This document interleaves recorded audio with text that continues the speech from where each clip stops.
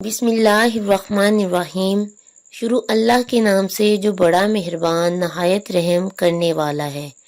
السلام علیکم Islamic Urdu point کے ناظرین، امید کرتی ہوں کہ آپ سب لوگ خیریت سے ہوں گے اور اللہ تبارک و تعالیٰ کی رحمتوں کے سائے تلے اپنی زندگی کو ہنسی خوشی گزار رہے ہوں گے۔ ناظرین، آج ہم جس موضوع پر بات کریں گے وہ ہے حضرت امام حسن کو زہر دینے والی عورت کون تھی۔ اس دردناک واقعہ کو آپ کے ساتھ شیئر کروں گی۔ اس سے پہلے کہ میں ویڈیو میں آگے بڑھوں، آپ ویڈیو کو شیئر کر دیں اور چینل کو سبسکرائب کر دیں، ساتھ لگے بیل آئیکن کو بھی پریس کر لیں تاکہ آپ کو آنے والی ہماری تمام ویڈیو کا نوٹیفیکیشن پہلے سے مل سکے۔ جس وقت بلایا گیا طبیب کو تو طبیب نے کہا یہ تو زہر ہے، اور زہر جان بوجھ کر لگایا گیا۔ بہرحال امام کو شفا بھی ہوئی اور مدینے آئے، اور اب کی مرتبہ جو تیسری بار زہر دیا گیا وہ ہیرے کو پیس کر امام حسن رضی اللہ تعالی عنہ کے مشکیزہ کے اندر ڈال دیا گیا۔ امام حسن رضی اللہ تعالی عنہ 27 صفر کی رات سوئے ہوئے تھے، اچانک نیند سے بیدار ہوئے۔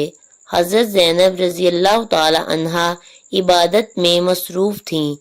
آپ نے نیند سے بیدار ہو کر حضرت زینب رضی اللہ تعالی عنہا کو آواز دی، اور حضرت زینب رضی اللہ تعالی عنہا امام کی طرف متوجہ ہوئیں۔ حضرت حسن رضی اللہ تعالی عنہ فرمانے لگے کہ میں نے خواب میں نانا جان اور امی اور ابا جان کو دیکھا ہے کہ وہ مجھے جنت کی سیر کرواتے ہیں۔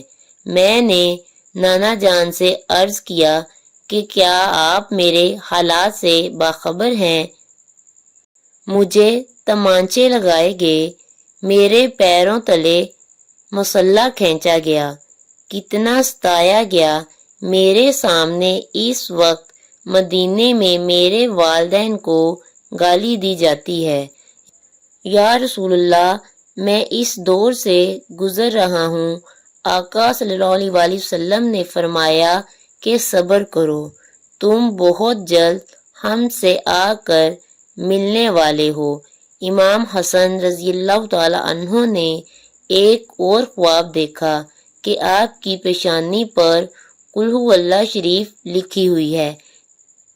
یہ خواب جب لوگوں نے سنا تو خوش ہوئے، لیکن آپ کے شاگرد سعید ابن مسیب نے سنا تو آپ نے فرمایا کہ مولا، اگر یہ خواب کی تعبیر پوری ہو گئی تو سمجھ لیجئے آپ بہت جلد دنیا سے جانے والے ہیں، کچھ ہی دن بچے ہیں۔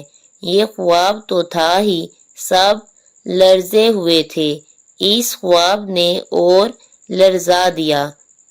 امام حسن رضی اللہ تعالی عنہ نے کہا، بہن میں نے خواب دیکھا۔ حضرت زینب نے پوچھا کہ کیسا خواب ہے؟ امام نے مشکیزہ لانے کا کہا، اور مشکیزے سے جب پانی پیا تو مشکیزے میں موجود جو ہیرا پیس کر ڈالا گیا تھا وہ آپ کے پیٹ میں چلا گیا۔ روایتوں میں آتا ہے، مورخین لکھتے ہیں کہ آپ کے کلیجے کے 72 ٹکڑے ہوئے۔ بعض نے لکھا ہے کہ 80 ٹکڑے ہوئے۔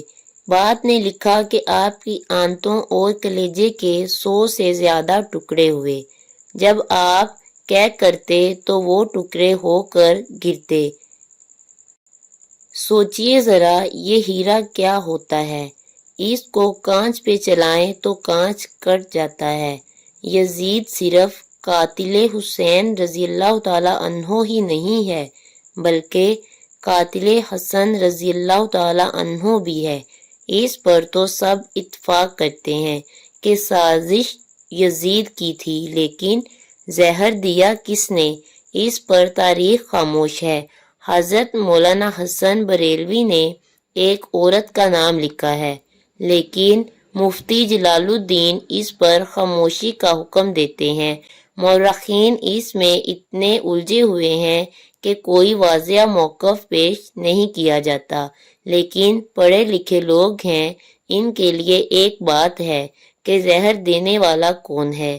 جس وقت ٹکڑے ہو کر گرنے لگے تو امام نے حضرت حسین رضی اللہ تعالی عنہ کو بلانے کا حکم دیا تاکہ کچھ نصیحت کر دوں۔ حضرت حسین رضی اللہ تعالی عنہ آئے اور حالت دیکھ کر گلے مل کر خوب روئے۔ بھائی بتاؤ آپ کو زہر کس نے دیا؟ اس لیے کہ سید الصابرین کا نواسہ ہے۔ بھائی مجھے جس پر شک ہے اگر وہی ہے تو اللہ بہترین انتقام لینے والا ہے، اور شک کی بنیاد پر کسی کو قتل نہیں کیا جا سکتا، کیونکہ میں نام لوں گا تو تم قتل کرو گے، اور شک کی بنیاد پر کسی کو قتل نہیں کیا جا سکتا، اللہ بہترین انتقام لینے والا ہے۔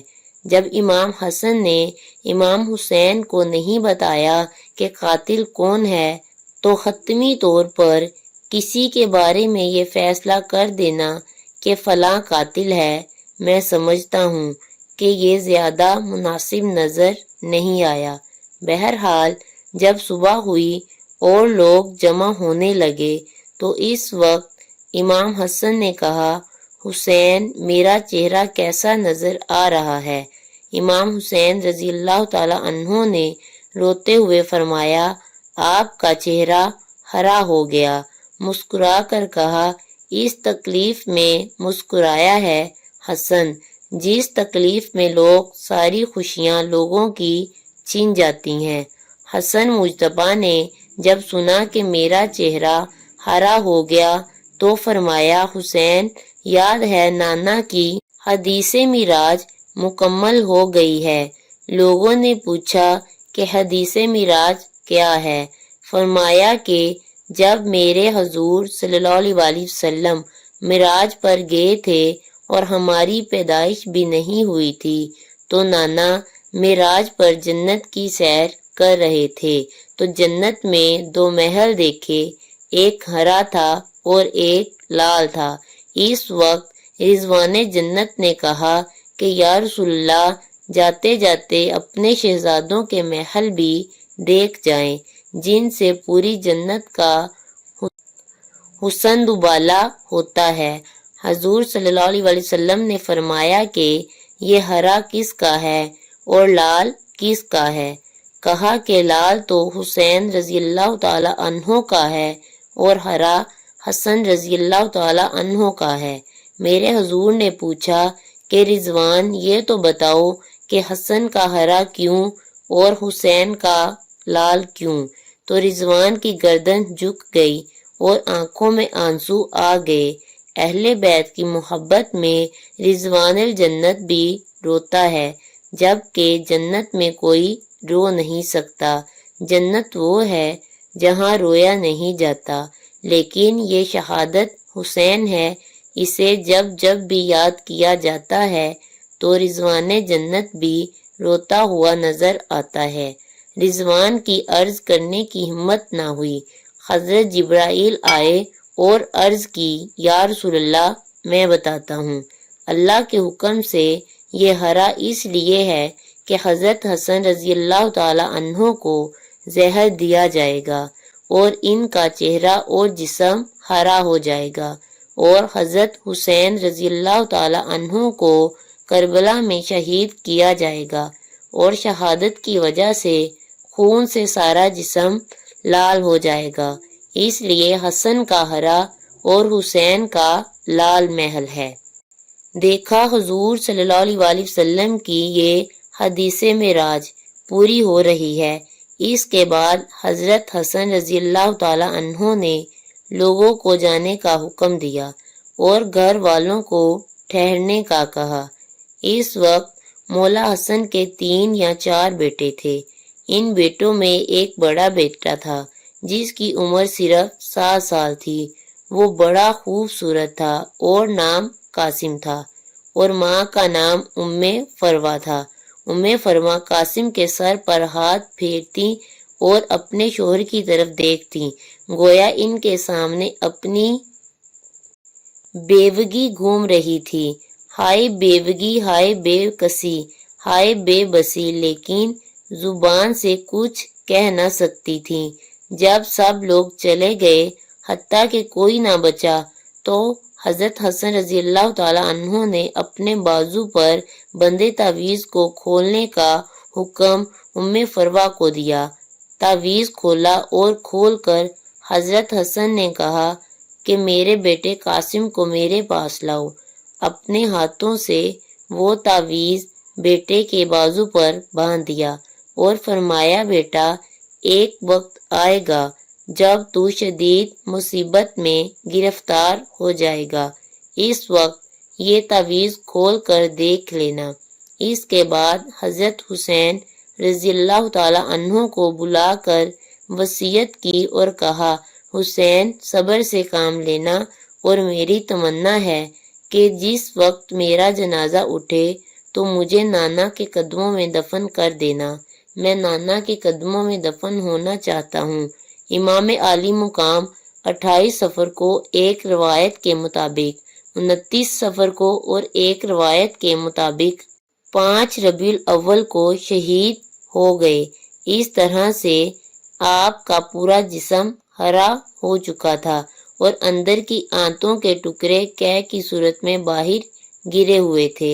حضرت حسن رضی اللہ تعالیٰ عنہ کی شہادت ہوئی تو آپ کی تجہیز و تدفین کے لیے جنازہ اٹھایا گیا، لیکن یہ بھی تاریخ کا بدترین باب ہے کہ جب جنازہ باہر لے کر آئے اور حضور صلی اللہ علیہ وآلہ وسلم کے روضے مبارک میں حضرت حسن رضی اللہ تعالیٰ عنہ کو دفن کرنا چاہتے تھے تو بنو امیہ کے وہ غلیظ، جسے دنیا مروان کہتی ہو، بدترین آدمی جس پر میرے آقا نے لعنت کی تھی، اس نے کہا کہ میں ان کو دفن نہیں ہونے دوں گا۔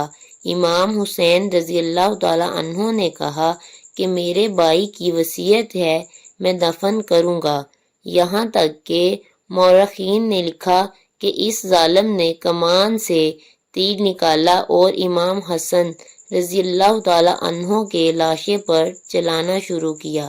ایک بندہ جو شہید ہو چکا ہے، لوگ کہتے ہیں کہ مروان کو یزید کو اتنا برا نہ کہا، اس لیے کہ انہوں نے کیا کیا ہے، یہ کیا ہے، مرے ہوئے انسان کا تو دشمن بھی احترام کرتا ہے۔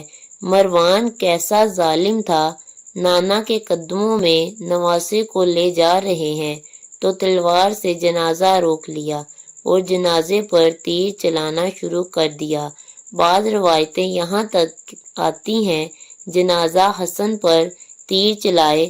حضرت زینب رضی اللہ تعالی عنہا نے کہا کہ فاطمہ کے 2 بیٹوں کے جنازے میں نے دیکھے ہیں، حسن کو تو 2 بار کفن ملا ہے، حسین کو تو ایک بھی کفن نہ ملا۔ لوگوں نے کہا کہ حسن کو 2 بار کفن کیسے ملا؟ کہا کہ جب مروان نے حسن کے لاشے پر تیر چلایا تو وہ تیر لگا تو وہ حسن کے کفن سے خون کی پھوار نکل پڑی، تو اس وقت لوگوں نے کہا کہ ایک کفن پر اب دوسرا کفن پھر لپیٹ دو تاکہ حسن کو رنگین کفن میں لے کر نہ جائیں، بلکہ ایک کفن اور دے دیا جائے۔ یہ بھی حضرت حسن رضی اللہ تعالی عنہ کی کرامت ہے کہ وصال کے بعد بھی تیر لگا تو آپ کے جسم سے خون نکلا۔ کسی نے امام حسین رضی اللہ تعالی عنہ سے کہا، شہزادہ حسن رضی اللہ تعالی عنہ کی یہ وصیت تھی کہ مجھے حضور کے قدموں میں دفن کریں، لیکن انہوں نے یہ بھی تو کہا کہ اگر مروان آڑے آئے تو مجھے امی جان کے قدموں میں دفن کر دینا، آپ اس پر بھی عمل کر سکتے ہیں۔ پھر امام حسن رضی اللہ تعالی عنہ کو حضرت فاطمہ رضی اللہ تعالی عنہا کے قدموں میں دفن کیا گیا۔ اللہ تبارک و تعالی سے دعا ہے کہ وہ ہمیں اہل بیت کی سچی اور پکی محبت عطا فرمائے اور ان کے نقش قدم پر چلنے کی توفیق عطا فرمائے، آمین۔ اگر ویڈیو اچھی لگی ہو تو چینل کو سبسکرائب کریں، لائک کریں اور دوست احباب کے ساتھ شیئر کریں۔ اللہ حافظ۔